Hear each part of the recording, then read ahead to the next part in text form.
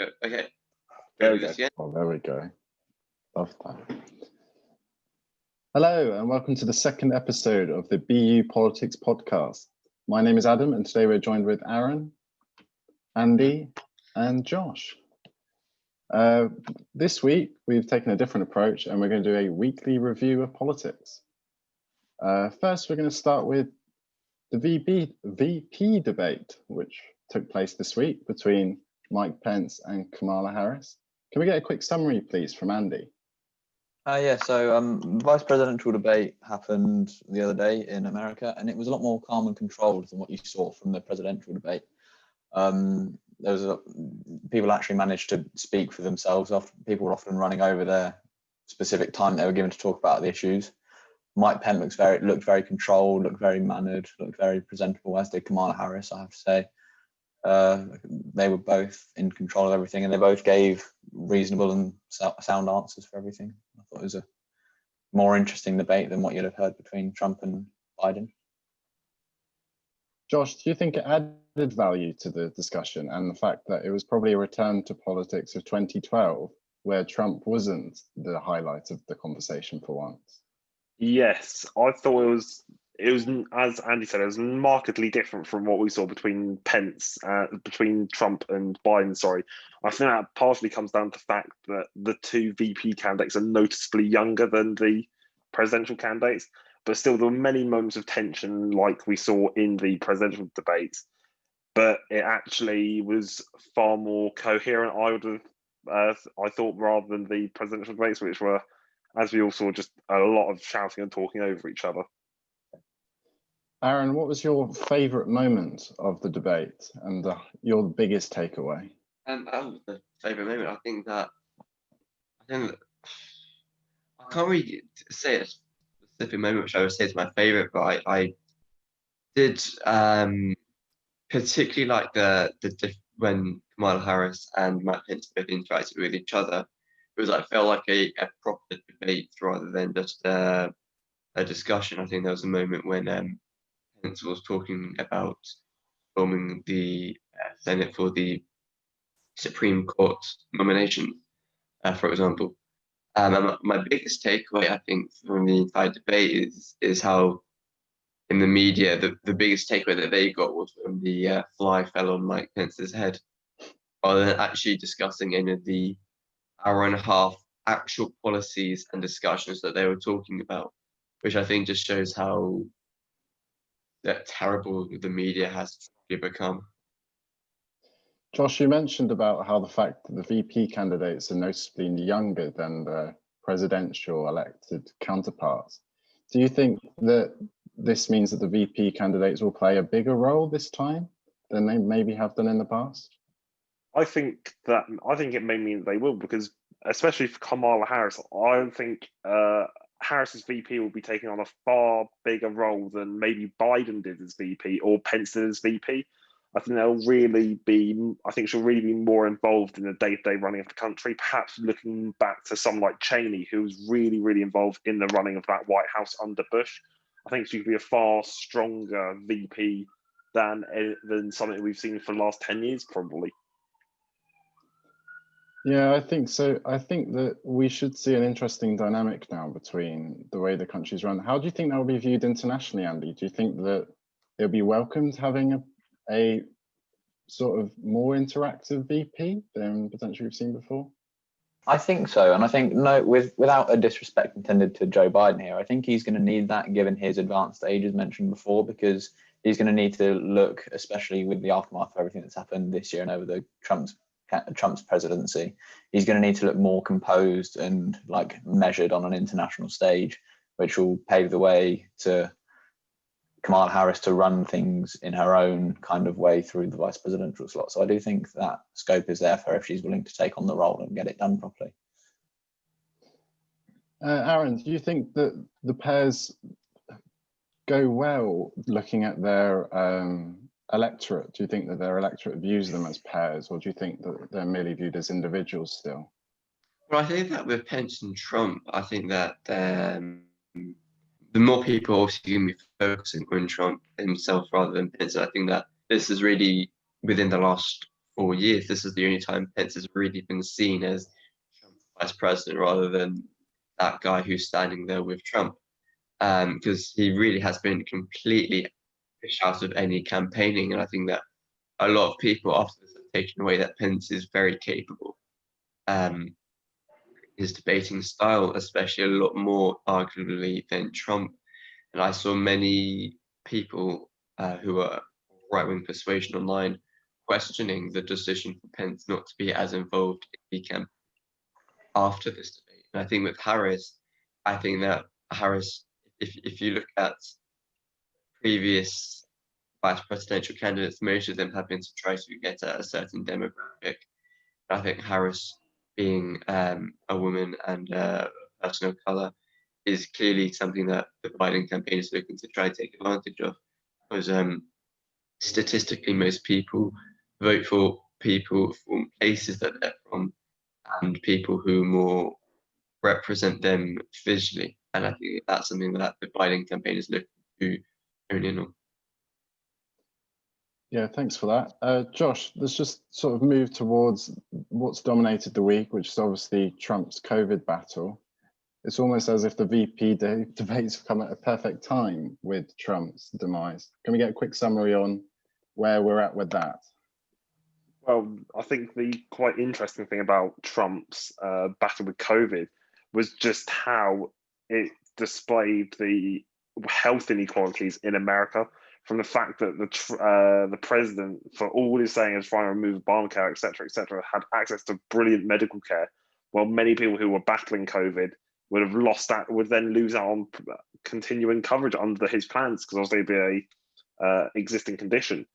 And also, it really shone a spotlight on how seriously health is such a massive issue in America and the issue of health policy, because this really reinvigorated the calls among Democrats for Trump to present actual healthcare plan, which he has so far failed to do for 4 years.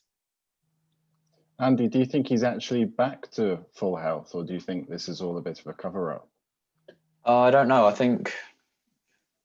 don't know if I'm supposed to say I hope he is back to full health, because I don't think he should. I don't think I want him to be, but there's a load of stuff circling around about his type of like medical room that he was in. It was a nice big suite. He had TVs, lots of rooms and whatever, and he got that all for free because he's the president, and he's quite happy to sit there and take that. Whereas some people, just like Josh said, are still struggling to just get a regular medical attention and like they have to pay for it. So I think from a certain fairness standpoint, I think he deserves to, if he's going to use all of those hospital resources, he should at least stay there for a bit longer.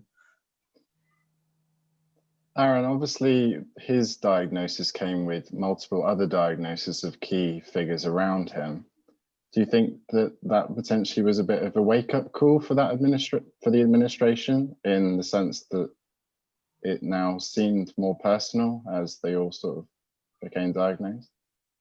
Well, from what I've seen post, Trump getting back to the White House, it appears to have not particularly made much of a change, and to an extent has kind of backed up his thesis of the coronavirus not being as serious as people are suggesting. And I think that really and utterly, though a lot of people were diagnosed, and we're not particularly aware, at least publicly, of the condition of all those people who have been diagnosed, I think that it was a very important thing that to happen. A lot of people online have been, questioning the legitimacy of it, obviously, with musicians, for example, Billy Joe Armstrong or Green Day calling it all rising, and various other people devaluing any of it and questioning whether the motive is to get a sympathy vote. Because as we saw in the UK, when Boris Johnson was diagnosed with it, there was an increase in poll numbers for him. So the question is the Trump campaign trying to do the same thing, to try and get a sympathy vote and gain where they seem to be losing out on in polls? Yeah, I was about to ask Josh about that. Do you think that Trump maybe is looking at this and sort of being this resilient character who's battled this deadly disease at his age, and that's sort of something he's going to prey on? I think that's what he's already trying to do. I think There's certainly been evidence that he's come out, like when he said, "Don't fear COVID," for example, completely obviously forgetting that it's killed 200,000 Americans at this point. But I think it really won't work that well when there are still videos circulating of him wheezing after he's walked up a set of stairs. Like Trump clearly hasn't been returned to full health after his COVID battle, as we'll see with Boris, because many people will not ever be the same after COVID. It's such a, even for young, healthy people with neither Boris or Trump were at the time of infection, like it's such a difficult battle that I don't think Trump really will be able to play it off as, oh, look at whatever comes. It'll just come off as insensitive to many, many Americans. Yeah, speaking of Boris and Boris's health, he talked about that this week at conference, how he said that he'd lost a large amount of weight after his COVID battle. Let's move across the pond back to the UK, and we'll look at what's happened just this week with lockdown and furlough. Andy, there's rumours of furlough being extended for closing businesses. What do we think about that? I think that's a good thing. I think the pay rate has reduced from the government. I think it's 2/3 of pay will be paid to any closed businesses because of COVID-19. I think it's good that they're still trying to keep people employed. I think it will be good in the long run for the economy and that kind of thing. But it's possible you could say it should go back up to the 80% that was promised before. And I think again with all the local lockdowns starting to appear again, I think we're not too far off getting another national lockdown if the numbers keep trending upward as they do. But from what I've seen, there's not been a lot of increase in deaths and hospitalizations. So it's just a case of how well that manages to play out with the public. Aaron, as we've seen, this is sort of being tested in waters up north. Do you think this is likely to happen as a national lockdown? If so, when? Well, I mean, currently I don't have all the statistics at hand, but the majority of places with the top issues when it comes to COVID-19 and infections tend to be up north. I mean, previously we've seen Bolton astronomically high and Newcastle and around there. So I'm not sure whether it's going to become a national lockdown, especially. What will be interesting to see is how Wales and Scotland, their respective governments, also. I think that with the north, and I know people who are up north in universities, etc. And I think the main issue at the moment there is the fact that within, especially university campuses, that there's rules set in place that aren't particularly being followed through. So, for example, we have the rule of 6 and the fact that you can't go to people outside of your household, whereas there's lots of different parties and going on breaking that law, and there's no one particularly going around to check and make sure that the rules are particularly being followed. So, of course, with university campuses and schools being open, there's an increased risk, and unfortunately, it's not being followed through to make sure that the risk is being reduced. Josh, do you think there needs to be harsh words to students, but also needs to be a level of compassion, which seems to have been missing at times? Yeah, I really think what the government's failed to understand is that moving into accommodation is going to be a difficult time for students, even if you weren't moving in the middle of a pandemic. And I think that it's really been lacking in government policy and the policy of private companies. Obviously, they don't want many COVID cases in their accommodations, but at the same time, I think it's sort of like a perfect storm, or almost a horrible storm, almost from the A-level fiasco now moving into this, and it's really going to backfire against the government if they don't start acting like a government very, very quickly, because otherwise they're just screwed in the long run, essentially. And especially with the amount of time the government go without doing anything, that'll just decrease the likelihood of people willing to pay attention to those messages when they inevitably do come around, or when harsher restrictions do come. Andy, what do you think the universities and the government could actually do to improve the situation? Well, I think the universities could offer more in way of support for the students, whether in terms of mental health, because there's a big issue right now, because a lot of students across the country got told that they'd probably be back in normal classrooms, and which is why a lot of them moved back down or moved back up to where they're going to university, and then they got lockdown imposed on them, and now they're having to pay rent for places that they might not have been able to afford to stay at prior to the lockdown anyway, and they've gone back up for their classes, and now they feel a bit trapped. So I think there should be more done, I think, from the unis in terms of mental health support. And I also think that the government should do more in terms of supporting the students as well, because I think we've kind of a lot of blame for rising cases from the government and the media, but they've not taken into account the fact that a lot of students are moving about because of we still need to get on with our lives, and we're living, and we can't afford to live by ourselves and deal with like staying indoors with ourselves. So I think I think the government needs to realise that it's not all the same. A lot of people who are working in jobs like in supermarkets and pubs are all younger people in the bracket that saw the rising cases. So I think the government needs again to realise that we're trying to help the situation as much as we can with getting the economy going, but you need to back us up a bit more as well and not just blame us for what's going wrong.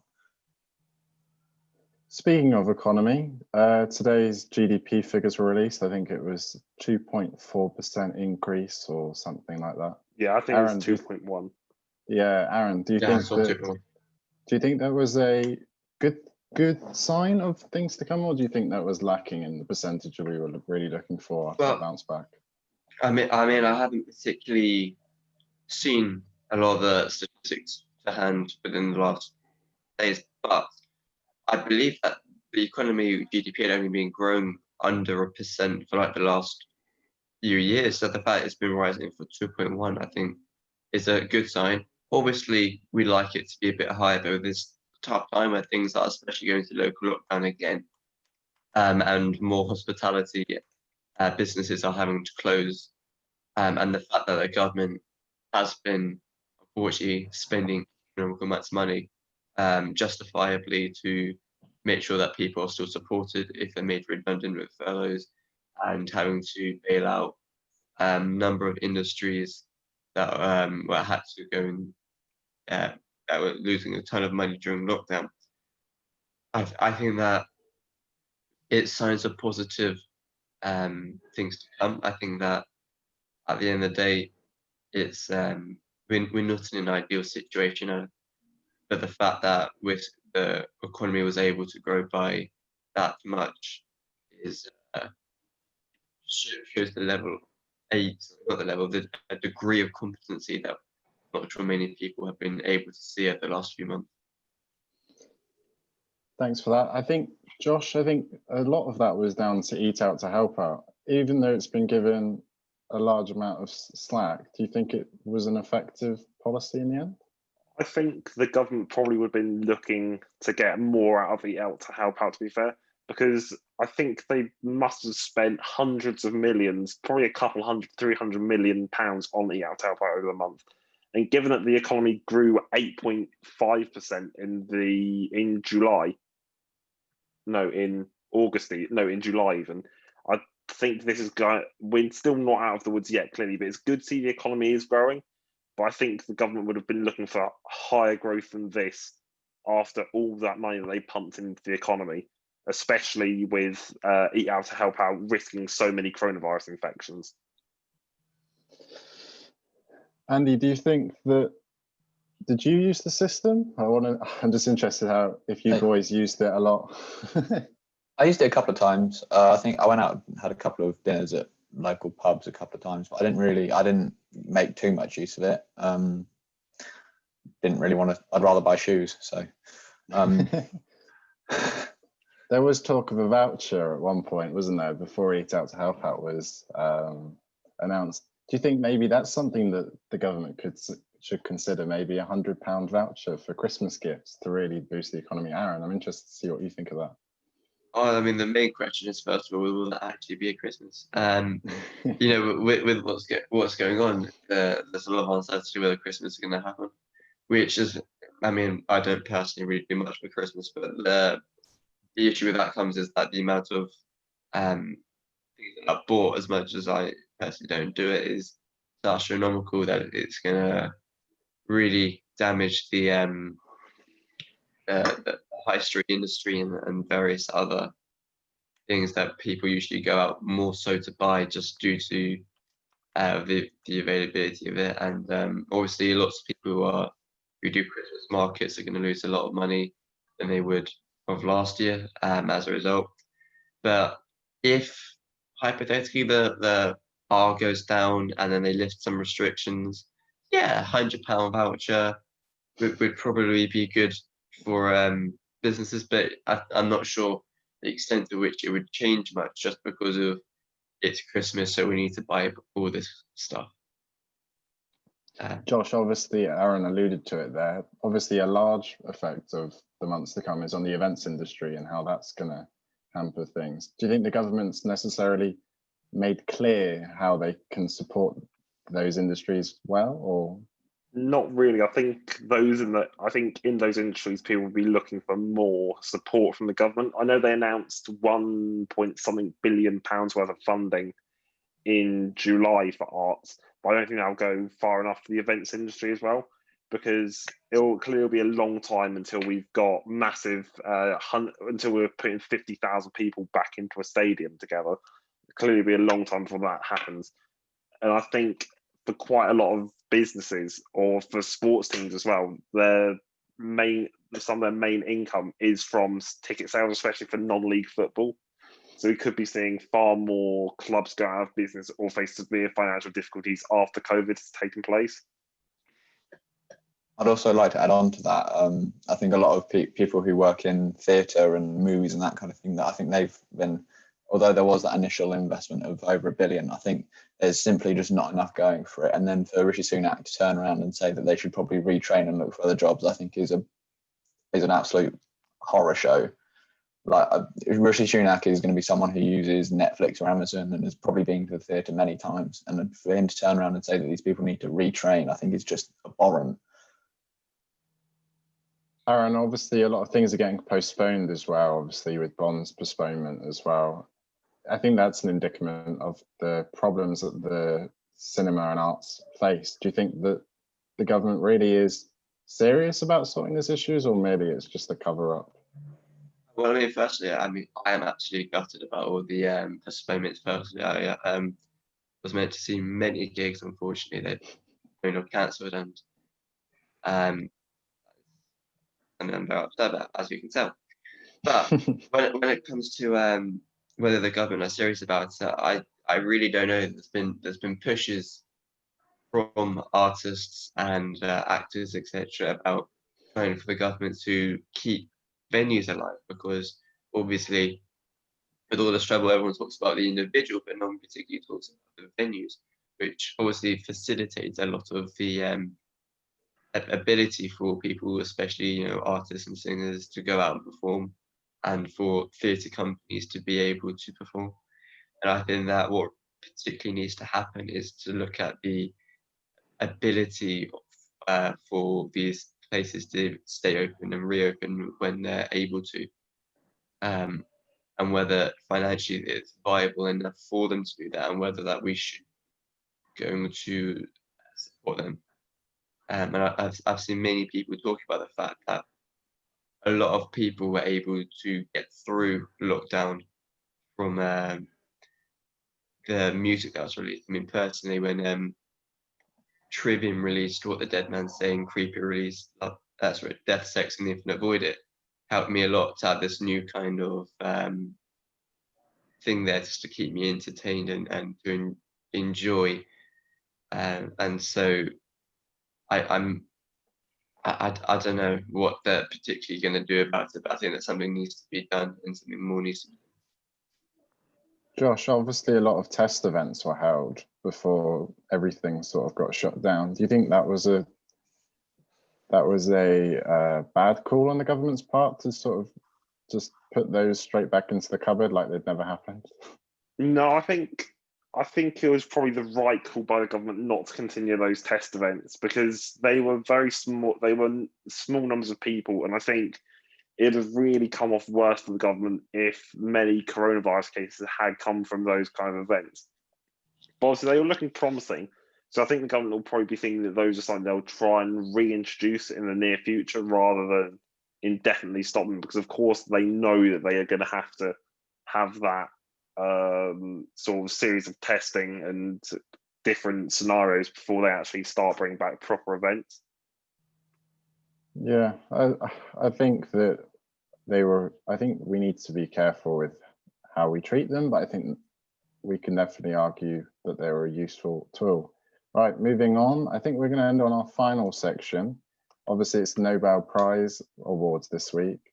I'm interested to hear from you boys who you think should be picking up an award this week. I'm going to start with Aaron. Who do you think should be picking up an award this week? I mean, I can't pretend to be an expert on Nobel Prize giving. I think I'm probably the worst person to actually asking this, but yeah, I don't know. I'm going to say this for the memes, and I'm going to say Trump just because I think it'd be absolutely hilarious to see. Yeah, Trump's an interesting call. Obviously, Trump's been a large part of the sort of correction of the issues in the Middle East at the moment. Do you think that's a good thing that he should be nominated for? I mean, I think first of all, it's a good thing the fact that there's been some peace talks within the Middle East. I think that the last two American presidents have especially screwed up in the Middle East and have made it the cesspit that is currently. And when I say that, I mean because of the complete destabilization caused by especially Bush and to a lesser extent Obama. But I think that there's a lot of positivity that's come out of that. And I think that in a hypothetical instance that Trump does get re-elected, I think that hopefully he can continue to do that and to continue to bring more peace to the Middle East and hopefully long term create a sense of safety within that region, get support with hopefully stopping what's going on in Yemen, which is not something that no real government is doing, and I think that needs to be sorted out. And to be honest with you, looking at from the other candidates I've seen at the UN, Greta Thunberg and the Prime Minister of New Zealand, I'm not sure what they've particularly done specifically for peace in itself. So that, I don't know, that's my answer, but I'm not an expert on this. Josh, who are you putting forward for an award this week? I really can't see many, because obviously I think the Peace Prize has already come out. It was the UN food program that won it. But I think this year there have been very few candidates who, because obviously the world is still ravaged by war, it's getting more peaceful, but at the same time, nothing really seems to be changing. Trump's Middle Eastern peace plan, it helped normalize relations between Bahrain and Israel, I think. Or, yeah. And United Arab Emirates. Yeah, that's it. Not Bahrain, obviously. Bahrain was as well. It was yeah, but I think the failure of that peace plan to bring peace between Israel and Palestine, which is something that has obviously been, I think Clinton was the president who won it for that. I think that's the key conflict, that whoever solves that will get a Nobel Peace Prize, because that's been such a difficult solution to find. But as Aaron said, I don't understand why Thunberg or Ardern are really on the nominations list for peace. I could see why for science or medicine, for science mainly, but they haven't really done anything to make the world a more peaceful place as such, especially Ardern. Like, I can't really think of maybe the Christchurch attack in 2019, but that's about it. Like, it's not really bringing peace to the world. It's for a good handling of COVID, essentially, is why she's been nominated. I think it's a really difficult field to pick, so I can see why the Nobel Committee picked the UN food program. Although I was expecting to see maybe like a Saudi Arabian activist or just a different multilateral organization win it, because realistically, those are the people who are working most towards peace in this world, in my view. Andy, final thoughts. What do you think? Again, I'm in a very similar position to Aaron. I really couldn't talk to you a lot about who should win what from the Nobel Peace Prizes and whatever.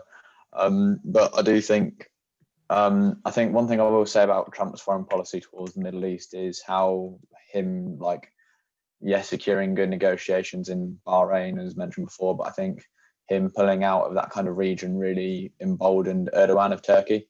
And I think that promotes a serious problem for the area, because he's clearly very offensive in what he attempts to achieve. So I think that's something that needs to be considered in that remit, despite the work that has been done. I think for me, you've got the big names, haven't you, for peace in the world? You've got Thunberg and Prime Minister of New Zealand. So I think the UN winning it is about as good as we're going to get for a COVID year. So maybe some of the instrumental leaders of Black Lives Matter could have tried, but I may actually add, it is kind of weird considering the UN's reputation and historically, they actually ended up winning the Peace Prize. I mean, you look at, for example, the Rwanda genocide, where they just was down doing car that. crash, absolute Yeah, car yeah. crash. Obviously, this was the UN food program as a side to the UN peacekeepers, which is quite funny in and of itself. I think I've just got an outside shout for the Peace Prize just for Marcus Rashford, what he's done trying to get free school meals back in for England after the government decided to.